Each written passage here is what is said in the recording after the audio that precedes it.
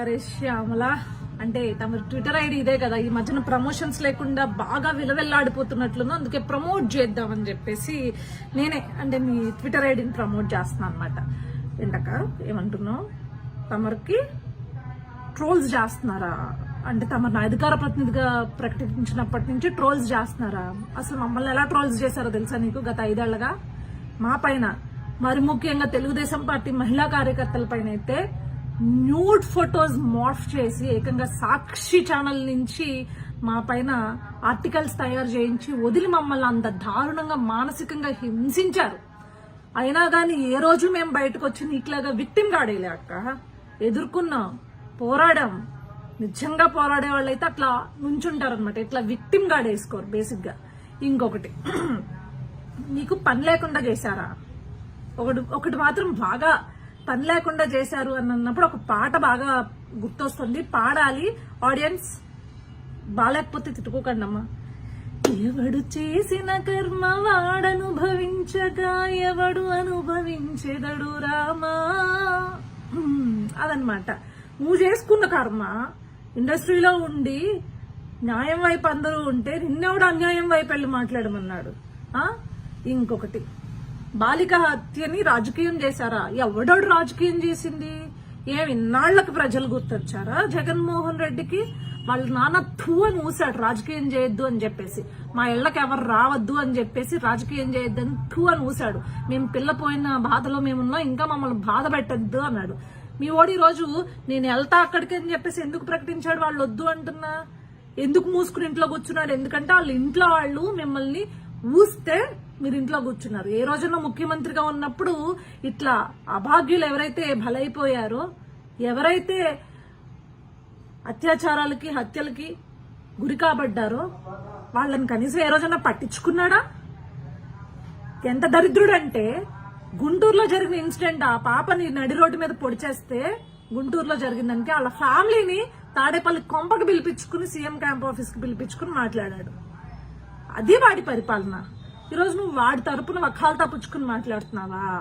రాష్ట్రంలో అత్యాచారాలు హత్యలు ఎప్పుడు హైయెస్ట్ ర్యాంక్ లో నిలిచాయి? గత ప్రభుత్వం వైసీపీ పార్టీలో ఉన్నప్పుడు హైయెస్ట్ ర్యాంక్ లో నిలబెట్టిన గత చరిత్ర మీది మర్చిపోతే ఎట్లా శ్యామలా? అదేవిధంగా ఇంకోటి ఏదో అంటోంది, ఏంటండి తెలుగుదేశం పార్టీకి సంబంధించిన లీడర్ పైన ఏదేదో అని చెప్పేసి చెప్పింది. అదే అది ఎంతవరకు ఆ న్యూస్ వాస్తవం లేదనేది నాకు తెలియదు, కానీ తమరు చెప్పిన దానికి ఒక చిన్న ఇన్సిడెంట్ అయితే చెప్తానక్క. చిన్నది కాదు, పెద్దదే.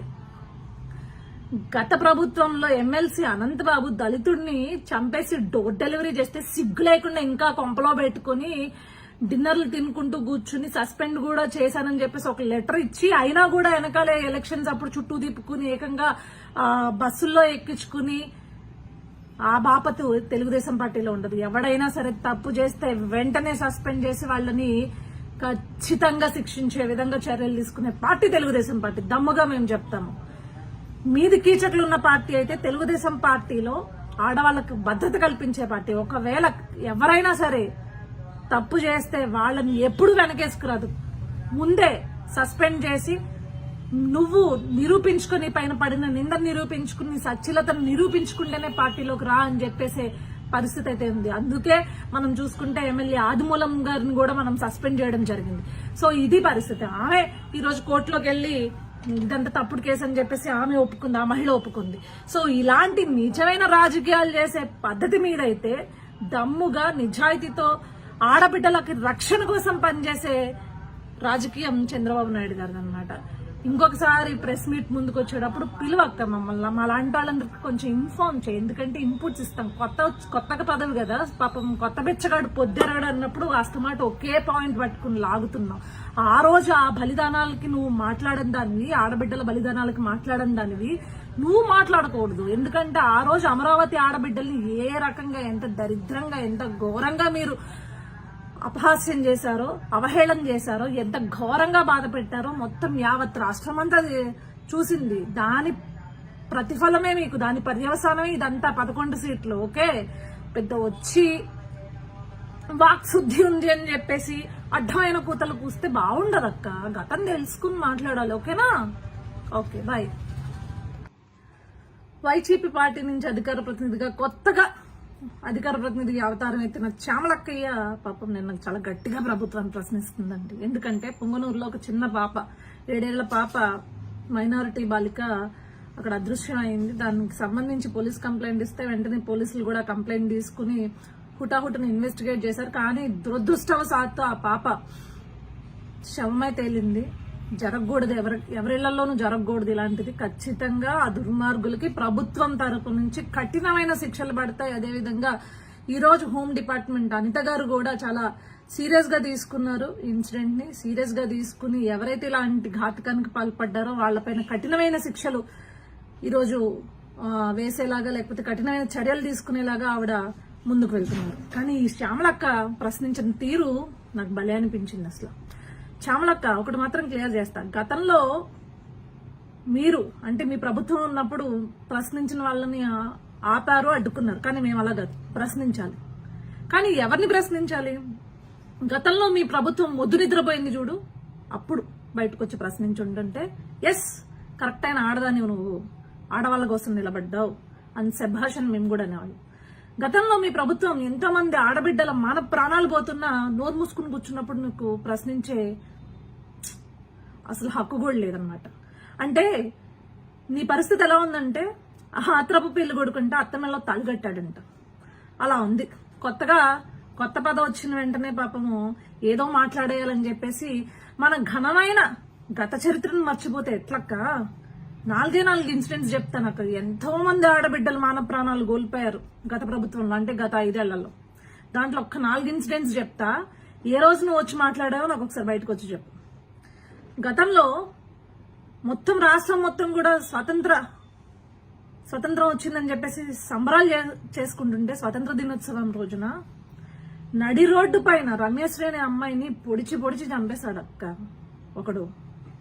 కనీసం అంటే కనీసం వైఎస్ఆర్సీపీ ప్రభుత్వం నుంచి ఒక్కడు కూడా బయటకు వచ్చి ఆ ఇన్సిడెంట్ గురించి మాట్లాడలేదు, దాని ఇన్వెస్టిగేషన్ గురించి మాట్లాడలేదు.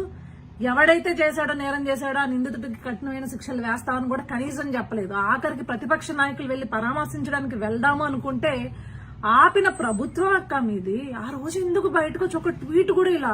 అప్పుడు ఆ ఆడబిడ్డది మానం కాదా, ఆడబిడ్డది ప్రాణం కాదా? అడిగిపోయావు అప్పుడు. ఇంకొక ఇన్సిడెంట్ అక్క, నరసరావుపేటలో అనూష అనే ఒక ఆడబిడ్డని తనతో పాటు చదువుకున్న ఒక దుర్మార్గుడు, తమరి కులానికి సంబంధించిన వాడే, చంపేస్తే కనీసం ఒక్క ప్రెస్ మీట్ లేదక్క మన ముఖ్యమంత్రి గారి దగ్గర నుంచి, అప్పటి ముఖ్యమంత్రి జగన్మోహన్ రెడ్డి దగ్గర నుంచి. మరి ఆ రోజు ఆడబోయావక్క? ఆ రోజు ముద్దు నిద్రపోతుంది కదక్క ప్రభుత్వం, అప్పుడు ఎందుకు రాలేదక్క బయటకు ప్రశ్నించడానికి? అదేవిధంగా అనంతపురంలో స్నేహలత అనే అమ్మాయి ఉద్యోగం చేసుకోవడం కోసం వెళ్లి తిరిగి వెనక్కి వస్తుంటే ఆమెని కాల్చి నడి రోడ్డు మీద వదిలేస్తే సగం కాలిపోయిన శవాన్ని పట్టుకుని తల్లి తల్లడిల్లిపోతే తమరి ప్రభుత్వంలో పనిచేసిన మహిళా కమిషన్ వెళ్ళి అక్కడ సన్మానాలు చేయించుకుందక్క. ఏమైపోయిందక్క అప్పుడు? ఆడబిడ్డల యొక్క మాన ప్రాణాల గురించి నీ దిగులు, లేకపోతే నీ ప్రశ్నలు ఏమైపోయింది? సమాధానం లేదా? ఇంకొకటి, నడి రోడ్డు పైన వైజాగ్ లో ఒక ఆడబిడ్డ గొంతు కోసేస్తే కనీసం అంటే కనీసం తమరి ప్రభుత్వంలో ఉన్న మహిళా మంత్రులు ఏ రోజు బయటకు వచ్చి మాట్లాడలేదు. రాష్ట్రంలో ఇలా పరిస్థితి ఉంది, ఇలాంటివి చేస్తే కఠినమైన శిక్షలు పడతాయని చెప్పేసి ఏ రోజు కూడా కనీసం అంటే రెస్పాండ్ కూడా అవ్వలేదు కదక్క. మరి ఆ రోజు ఆడికి పోయావక్క? ఇలాంటి ఇన్సిడెంట్స్ గత 5 ఏళ్లలో కొన్ని వేల ఇన్సిడెంట్స్ ఉన్నాయి. వేల మంది ఆడబిడ్డల మాన ప్రాణాలు పోయాయి. దానికి సమాధానం చెప్పండి అంటే కనీసం మళ్ళీ చెప్తున్నా, బయటకు వచ్చి దాని గురించి చెప్పిన నాదుడే లేడు కదా ప్రభుత్వం నుంచి. మరి ఆ రోజు ఎందుకు ప్రశ్నించలేదు? ఈ రోజు ఎందుకు ప్రశ్నిస్తున్నావు? ప్రశ్నించాలి. ఎవరిని ప్రశ్నించాలి?